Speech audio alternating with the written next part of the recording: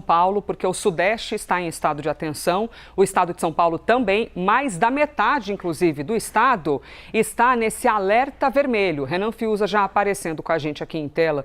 Renan, como é que está a previsão em relação àquela rajada de vento que pode chegar até 100 km por hora e o estado de atenção maior ainda para o litoral? Se mantém, por enquanto, essa previsão? Bem-vindo. Muito obrigado, Elisa. Ótimo dia para você, boa sexta-feira. Se mantém e há uma preocupação ainda maior com a intensidade desses ventos a partir do período da tarde, principalmente quando a gente fala da faixa leste do estado de São Paulo, que abrange boa parte ali do interior de São Paulo, né? Região ali de Campinas, Sorocaba, Itapeva, desce até o Vale do Ribeira e também pega toda a Baixada Santista, seguindo para o Vale do Paraíba, ali, litoral norte. Para se ter uma ideia, ventou forte ao longo da madrugada, mais de 70 km por hora na região de Itaém, litoral sul de São Paulo, mas a preocupação, como eu disse no comecinho desse nosso bate-papo, é com o que pode acontecer no período da tarde, na hora do almoço e também, sobretudo, com o passar das horas. Por isso que a gente vai entender melhor, já estou aqui gentilmente com o tenente, né, que está comandando aí, o tenente Rodrigo, que está comandando o chefe aqui, chefiando o gabinete de crise que foi montado ontem, né, passa por hoje, sexta-feira, e segue até o sábado, monitoramento 24 horas, várias autoridades de olho. Tenente, obrigado, viu? Tenente Jordão aqui conosco, por nos receber. Eu sei que vocês ficam aqui monitorando em tempo real, há uma preocupação. A Elisa, que está no estúdio, falou a respeito dos ventos, né? Ventos que nessa manhã, de certa forma, não atingiram a casa dos 100 km por hora, mas a preocupação é com o passar das horas, o que pode acontecer no período da tarde. Bom dia, bem-vindo. Bom dia, Elisa, bom dia a todos. Estamos sim trabalhando 24 horas a nossa equipe, inclusive no dia de hoje, com o gabinete de crise montado presencialmente até às 20 horas. Se for necessário, prorrogaremos durante a noite, tá? Mas a tendência é que fique remoto. Então estamos com o pessoal aqui monitorando todo o que vem acontecendo no nosso estado.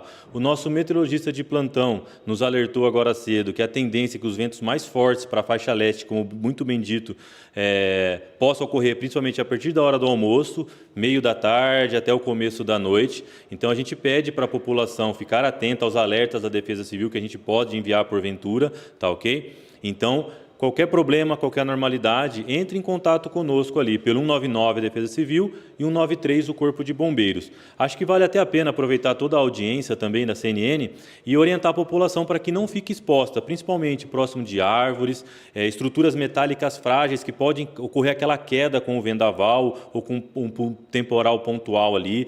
Postes, principalmente a questão de postes energizados que possam cair sobre a via, então não fique próximo. Qualquer problema, nos acione, tá? Pessoal que estiver numa região que porventura tem aquela queda de energia, tem um apagão, nos acione, tá? Eu peço que nos acione de imediato, porque o nosso objetivo é que restaurar o estado, restaurar aquela situação o mais rápido possível. E para isso, aqui atrás, ó, a gente consegue ter um representante de cada órgão do estado, inclusive das concessionárias de energia. Qualquer problema com a CPFL, com a Enel, EDP, eu tenho um representante aqui, eu consigo acioná-lo de imediato para que ele faça aquele acionamento da equipe que vá até o local e resolver esse problema. Um detalhe também é quem pega as estradas. Estamos com um representante da Polícia Rodoviária presencialmente, com o DR presencial aqui também. Qualquer problema em estradas, interdição, queda de árvore sobre a estrada, nos acione também que a gente consegue resolver o mais rápido possível.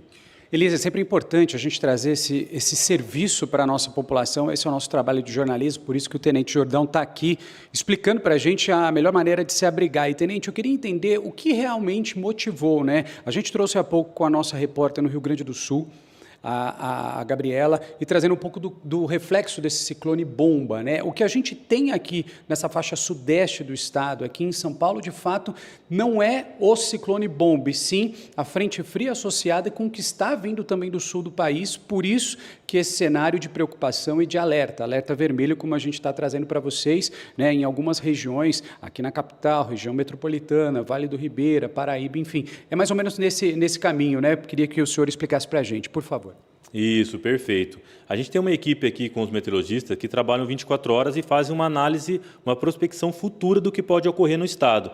E verificou, sim, essa situação do ciclone bomba, que nada mais é do que um ciclone extratropical normal, que acaba ocorrendo, só que como tem uma queda de pressão muito alta, esse sistema de baixa pressão, quando atinge o oceano, vira o ciclone. e ele traz alguns reflexos para a gente. Nesse momento, até lá no radar tem algumas imagens que conseguem mostrar ele está no Oceano Atlântico, afastado do litoral do Rio Grande do Sul. Só que como teve essa queda de pressão, acaba ocasionando aquele deslocamento de ar, aquele deslocamento de vento, que pode nos afetar sim, e associado com essa massa de ar frio que vem atrás de uma frente fria. Tá? Então a gente já viu até mesmo o tornado lá no Rio Grande do Sul, o Rio de Janeiro também está atento, estamos conversando com o pessoal do Paraná, Santa Catarina, a gente mantém esse contato com os estados vizinhos para que a gente possa orientar a população para se precaver, saber o que pode acontecer, não seja pego de surpresa, que é o principal. Quem não se cadastrou também, aproveitar a audiência, coloque lá o seu CEP no 4099 por SMS, que vai começar a receber os nossos alertas, tá? Então, quem não fez, faça isso de imediato, mande seu CEP da sua residência, do trabalho, de algum parente, para o 4199. Também, até para explanar, né, a nossa preocupação, os municípios, os 645 municípios do Estado e mais os órgãos do Estado tiveram uma reunião na quarta-feira. Nosso secretário fez uma reunião virtual, passando esse cenário para o pessoal se precaver, fazer aquelas orientações regionalizadas, municipais. Então, nossos municípios têm estrutura para resolver qualquer problema. Se não conseguir resolver, estarão em contato imediato com a gente, nos acionando, e o gabinete aqui pronto para resolver o problema da população também. Tá certo. Tenente, muitíssimo obrigado pelas informações, um ótimo trabalho para o senhor. Agradeço, Elise, e só para a gente finalizar e pontuar todas essas orientações que foram repassadas, neste momento o tenente nos passou que a balsa de travessias em São Sebastião está fechada, interrompida pelo menos nesse momento, porque há essa preocupação, assim como ali no litoral norte, né, nessa região de São Sebastião, muitas escolas municipais também optaram em não receber os alunos hoje, aulas suspensas, né, aulas de escolas municipais e públicas ali na região. Devolvo a você. É a segurança, hein? São as decisões. Expusemos, portanto, para vocês Rio Grande do Sul, Rio de Janeiro, São Paulo e todo esse estado de atenção com essa ventania que pode chegar. Até antes da gente começar a ouvir o professor Pedro Cortes, é bem interessante que nós vejamos. Isso aqui, gente, é a previsão do tempo que a gente tem no celular. E ela traz para a gente essa animação, só para localizar aqui para vocês, ó, Rio Grande do Sul, aqui aparece parte do Uruguai. Aqui já começa a Argentina. Esses números que estão aparecendo são previsões do tempo, tá? Que o próprio aplicativo vai mostrando. Aqui, por exemplo, São Paulo, 23 graus. Agora, este movimento, percebam que todo esse movimento aqui, que ocorre até, que o professor já explica para a gente, né, nessa circunferência, não está exatamente em cima do Rio Grande do Sul. E o nosso entrevistado falando exatamente sobre... Olha aqui a caminhada dele, né, professor? Vindo aqui, passou por cima do Paraná, Santa Catarina, ou ainda em cima do Paraná, vindo para o estado de São Paulo e também Rio de Janeiro. É justamente este movimento, professor, que nós estamos aqui tomados do sentimento de preocupação com o que ele pode causar no Sudeste? Bom dia, Elisa. Bom dia a todos. Veja, bom dia, professor. É bastante ilustrativa essa imagem, porque ela mostra como o ciclone está migrando para o Atlântico Sul, mas a influência dele continua ainda a se manifestar, porque ele vai puxando os ventos continentais para o oceano. Então, hoje, é exatamente isso que causa uma preocupação muito grande, é a velocidade, a intensidade desses ventos, especialmente no litoral. Nós temos imagens para mostrar isso para vocês, para ajudar a explicar. Nós temos uma primeira que é a passagem, né, imagem de satélite, mostrando também perfeito. o que você colocou. Deixa eu até trocar de lugar com o senhor aqui, por favor. Mostrando o que você colocou para a gente, né? Esse ciclone ele vai se deslocando para o Oceano Atlântico. Nós temos agora uma previsão do que vai acontecer hoje ao meio-dia em relação ao ciclone. Uma próxima imagem. É bem interessante ver a imagem assim em movimento, né, professor? Isso, porque dá para ver exatamente. Bastante. Tem uma linha vermelha ali, né, um tracejado vermelho passando em cima do Rio Grande do Sul, relacionado às últimas horas. A tempestade, né? A tempestade que passou, que causou chuva de granizo, causou tornado. E aqui nós temos uma previsão para a localização do ciclone hoje ao meio-dia. Tá. Então, ele vai realmente se deslocando. Isso pode dar a falsa impressão de que o problema vai passar, mas o problema não vai passar porque a próxima imagem ajuda a gente a entender melhor. Vejam os ventos. Próximo ao centro do ciclone, eles podem chegar a 150 km por hora. Não é o que isso não vai acontecer no continente. As rajadas de vento podem chegar a essa velocidade. Mas aqui, olha, por exemplo, uma previsão que pode chegar até 120 km em Porto Alegre na hora do almoço.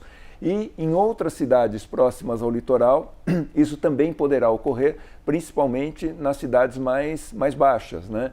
topograficamente. Então, veja que a gente tem vários núcleos aqui de manchas amarelas, que são rajadas mais intensas, percorrendo toda essa faixa litorânea, desde o Rio Grande do Sul até o Rio de Janeiro. São todos esses estados que foram afetados, né, de maneira mais intensa, mas também Minas Gerais, Mato Grosso do Sul, parte de Mato Grosso, uma faixa pequena de Goiás também vão sofrer com ventos mais intensos. É claro que os ventos mais fortes vão se concentrar nessa faixa litorânea.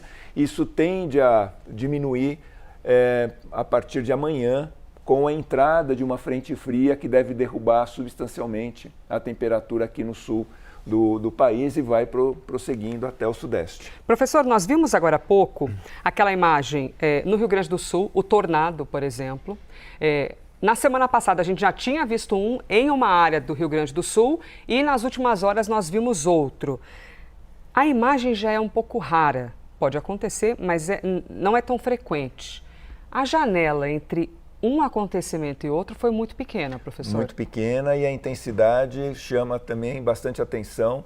Nós não tínhamos no Brasil essa frequência de tornados, com essa repetição, né? Tornados tão intensos com poucos dias de separação, e infelizmente isso tem se tornado cada vez mais frequente por conta do aquecimento global, né, por conta do aquecimento dos oceanos, que colocam, né, esse aquecimento acaba colocando mais energia na atmosfera e mais umidade na atmosfera, alimentando esses fenômenos meteorológicos, de tal forma que eles se tornem mais frequentes e mais intensos. Tem mais energia e mais umidade na atmosfera. Professor, e utilizando aqui a imagem do meu mapa que a gente tem, o da semana passada foi aqui nesta região mais para a fronteira com a Argentina. Noroeste o de do Rio Grande do ontem Sul. foi aqui, mais para os lados de Pelotas.